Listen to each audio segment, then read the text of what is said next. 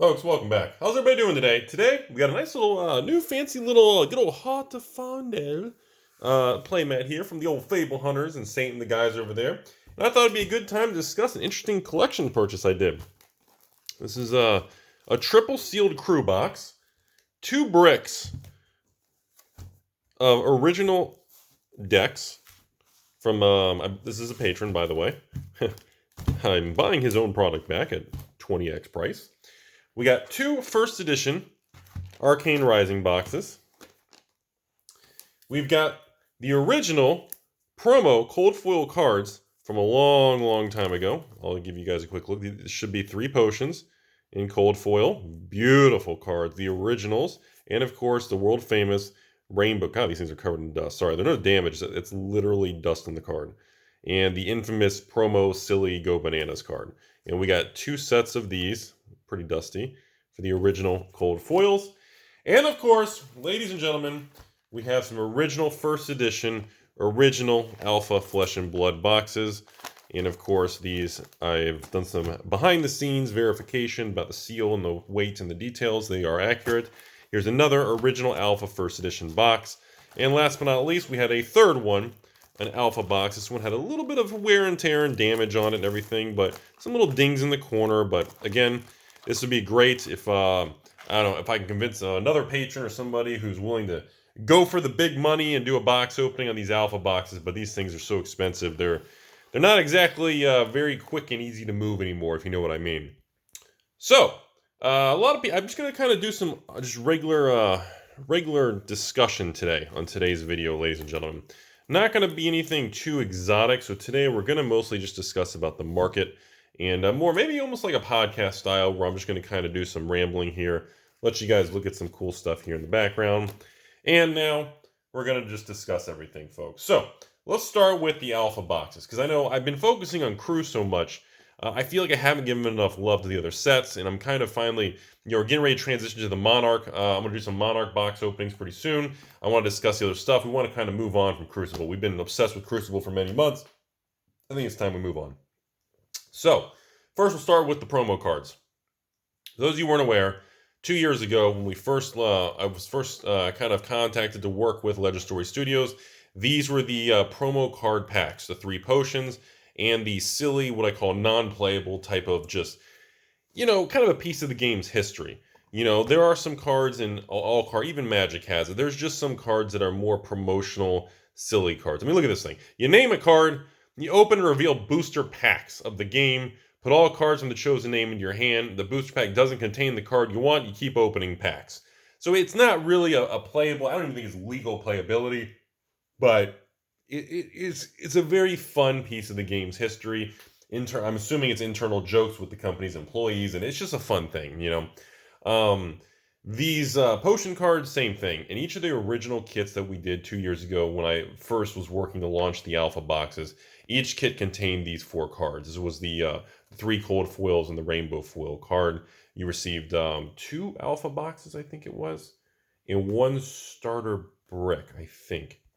Sorry, it's been a long time, but I'm pretty sure that was the setup. And of course, you got the Ira welcome decks. You got the original Flesh and Blood playmats, and you kind of got all kinds of really cool variety items. So obviously, fast forward only 2 tiny years later, on average, these Alpha boxes on the open market are probably a good deal, would be $7,000-$8,000, and you're looking at $10,000 to $12,000 for minty or a safe source or a low risk, or if you're looking like by a sealed case of it, because remember, the Alpha boxes do not contain the original Legends. There's no Legend Story Studio logos like on the wrapping on all the newer sets. Even Arcane had the logos, but the very original Alpha boxes did not have that. So in the secondary market, buyers, collectors, and investors, and the evil 3% young ladies, and all those people put a higher premium on sealed cases of original Alpha boxes. So, for example, if a good deal would be $7,000-$8,000 for a box like this, I know that's crazy to say,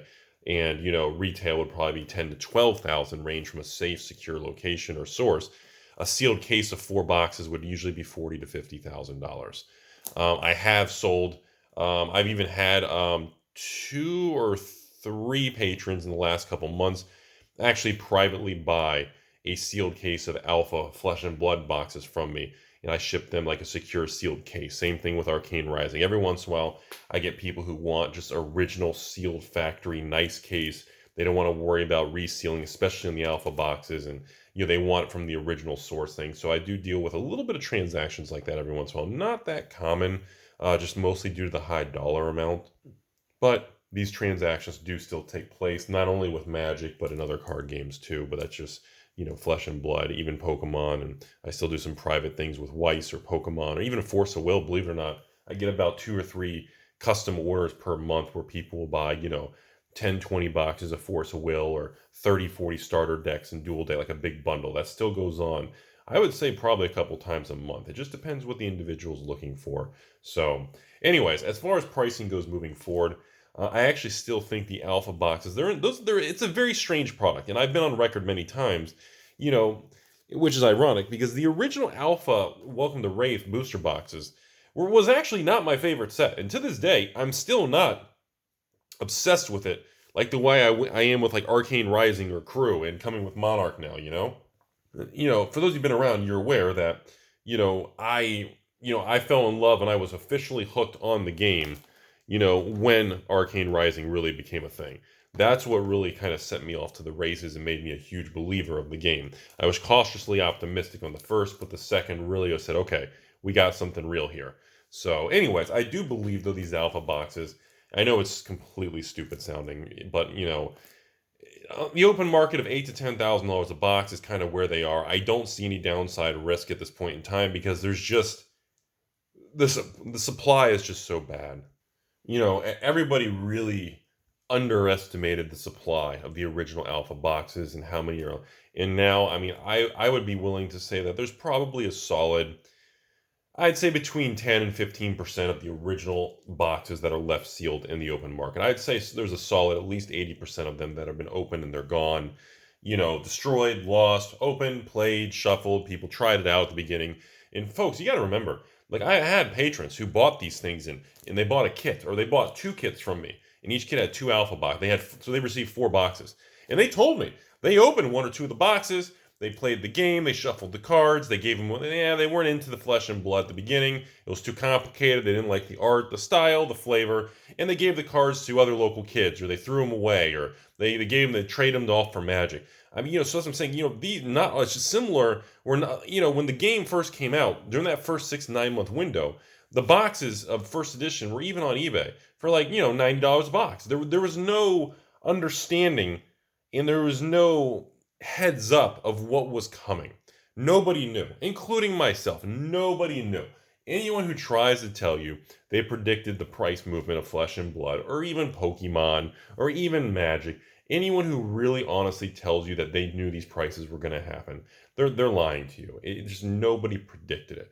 It's like somebody telling you they knew exactly what was going to happen in 2020.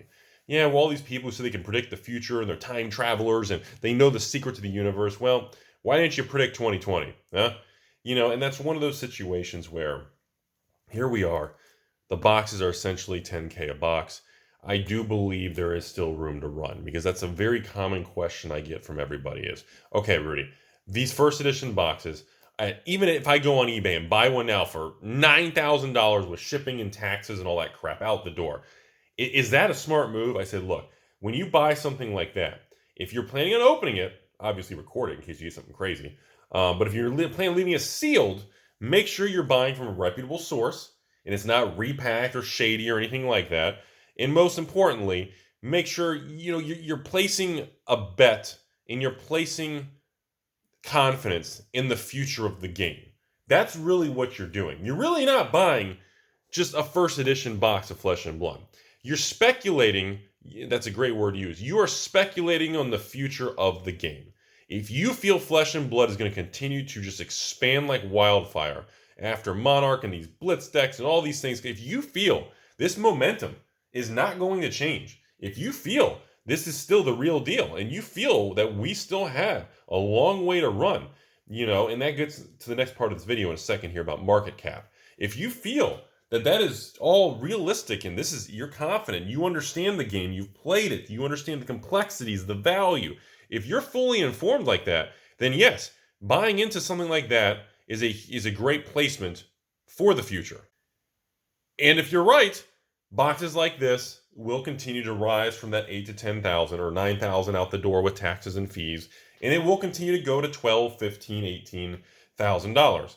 And I know it's silly and crazy, this and that, and well, there's magic boxes that are 20 years old that it took to get to that price. Every game moves independently and cannot be compared to other games. We are living in times of high-speed connectivity around the world, and information and data flows at a rate that's never been seen in human history. Trying to use previous examples for new age examples, they don't line up. I don't care if you're into the cryptos and the doggy coins, or you're into the flesh and bloods or the new card games, or you're into the Weiss and the Force of Will and the Final Fantasies and the Yu-Gi-Ohs and the Dragon Ball Supers and the Digimons and the Magic. It doesn't matter what you're in. The basic principles can be applied across the board. So that's essentially what you're doing. If you're buying into these today, you're pretty much making a bullish bet that the game is going to continue to be very, very strong. And if that is the case, yes, the boxes are probably going to continue higher. People thought the idea of a magic box of revised at $4,000 or $5,000 was insane. Then a box revised at $10,000 was insane. And now I won't even sell a box revised for $20,000. Same thing with antiquities. I've had offers of people wanting to buy a Magic the Gathering Antiquities box from me. I've been offered $50,000, $60,000 for a box. I've declined it. So, and at the time, I remember thinking when I bought my boxes for $4,000 and $8,000 for antiquities, I remember thinking, oh my God, I spent $8,000 on a box of antiquities? Good Lord, what a risk. And it's all relative. It's all relative, everybody. That's really the best way to say it. It's very important to understand the proper way and have good, stable perspective on things. It's similar to saying, Amazon at $3,000 a share. Oh God, the easy money's been made. There's nothing there. I'm gonna buy this 50-cent stock because, dude, I'm gonna buy this 25-cent thing, because it can go up to 3,000. Yeah, actually, buying Amazon at 3,000 a share, there's a pretty high probability it's going to go to 3,300, 3,500, 4,000, 45,500. There's a pretty high probability Amazon stock eventually is going to go from 3,000 to 4, 5, 6, 8, 10,000, and they'll probably eventually split it a 2 for 1, 3 for 1, 5 for 1, or 10 for 1. Or then, unless they want to leave it really expensive, like some sort of Berkshire Hathaway, $400K a share. You can't go by raw numbers. Raw numbers are a very deceptive thing that the shallow-minded Timmies fall into traps because they don't understand market caps and ratios, and they look at raw numbers going, oh my God, Bitcoin, 58,000? I'm buying this for 7 cents. You see what I'm saying? There's no way to really, you can't use raw data. So now let me go to the next thing before we leave this first edition conversation. So on this first, I want to comment on this. Market cap. Right now, Flesh and Blood is continuing in a massive exponential double-digit growth type thing. It's not a mature card game, which will usually take, I would say, probably another 2 years to stabilize, maybe have a first retracement down, or find its kind of balance of how big the game, how big the print run. That's all still very fast-moving pieces of information. Now, what I can say is based on the size of the game and the size of the print runs, as we know at this point in time, because it was released by the company, we know Welcome to Wraith and Arcane Rising have the same print run. That was a huge shock to the system. I genuinely thought Welcome to Wraith would be like 20,000 boxes. Arcane Rising would be maybe like 40,000 boxes. Crew would be 60,000. And then maybe Monarch would be 90 or 120. Like, I thought there would be some sort of momentum. But again, we went through 2020. The game jumped quickly. A lot of things happened very, very aggressively. So obviously, based on where the game is now, you got to think of it like market cap. It's like, oh my God, Rudy, Ethereum is going to break $4,000. This is insane. I remember it being $4 or 400 or it's all relative. It's all relative. Everything is relative. You can't let raw, large numbers deter you or make you overly bullish or bearish because it doesn't represent the full story. Prices are very deceptive based on market cap.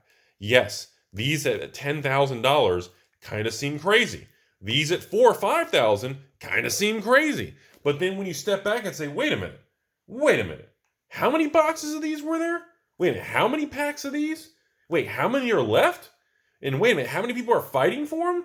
When you dig deeper below the surface and you really explore the iceberg, you're going to learn very quickly why the market is creating its own pricing, why the market is setting things at certain levels, and that you're going to learn that the market's doing it for a reason. It's not some sort of bamboozling, pump and dump, although that is fun. Make sure you be negative on my comment section, because otherwise we're all going to get real nervous that the bubble's going to burst. As long as negativity flows, we're going to the moon, folks.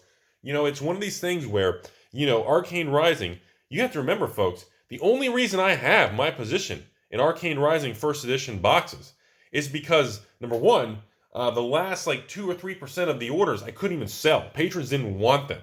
Number two, I received almost a 10% return rate from when I made the kits of people having buyer's remorse and thinking it's a pump and dump scam and all these silly things because of internet message boards and social media, and people would get cold turkey and they'd contact me and say, Rudy, I changed my mind. I got wrapped up in the flesh and blood thing. Can I return my Arcane Rising bundle? I said, sure. Leave your 3 first edition boxes sealed. Give me the Rudy playmat. Give me the promo cards back. Ship it back. I give you a refund minus the $20 or shipping and fees, whatever. Okay, no problem. And boom, bang, done. That is how and why I still have the positions I have. It was because I had people who just didn't believe in the game. They didn't do the research. They just felt like, maybe they got wrapped up in the moment and kind of then they FOMO'd and then they had buyer's remorse. Seriously, it's that simple. So here we are. And I bring that up because it's important to learn how different the perspective was 12 months ago. It's important to understand of how fast things can change. It's easy to say certain things when the price is at the moon. It takes a very astute individual to make those decisions when the price is not at the moon, when something is very cheap or the market's very negative or it's worthless or it's going to zero. The game's going to fail. No one plays the game. Investors are manipulating. Investors are hoarding. Those are the times, like I said, that's why the negativity always makes me really do research. When everybody's just excited and everything's going to the moon, it makes me more cautious. But when everybody says it's complete, utter trash, that's what always gets my attention, because that tells me anyone who has the tether balls to go into the fire, you're going to be running solo. And if anything changes, it's similar to a Wall Street short squeeze. Everyone's going the other direction, and you're the only one going kind of up the middle, as they say, which means the momentum shift. If this thing changes, it's going to turn hard. And that's what we experience, folks. So on Arcane Rising boxes at $4,000 or $5,000 a box now, I have to say, I'm very surprised Arcane Rising is still that cheap. Arcane Rising boxes, in my opinion, are going to match. And I know this is even crazier sounding to many people out there. I know this is really a goofy, stupid sounding thing, but in my opinion, because I'm biased, I like this better. In my opinion, Arcane Rising boxes should be priced higher than the original Alpha boxes. Yeah, you heard me. Because I feel the quality of the set and how it's going to age is going to age better. And, like right now, a $50,000 heart from this is because it's the fabled heart. It's really not because everybody really wants the card. It's the Black Lotus of the game. But Arcane Rising, to me, feels different. And I feel Crucible, and a lot of people say Crucible is the Arabian Nights, Rudy. It's a supplemental small set, and it's loaded with goodies, and that's possible. I don't know what the future is. I can tell you, I'm a huge fan of Crucible of War. When the market dips, I buy every time.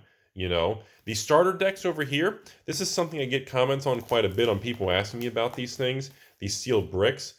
Again, these are more unique products, but I don't really consider them something that's going to be going to the moon like a regular one of the main sets here. This is more of a supplemental type of specialty. There's not special variants in here. At least I don't think so.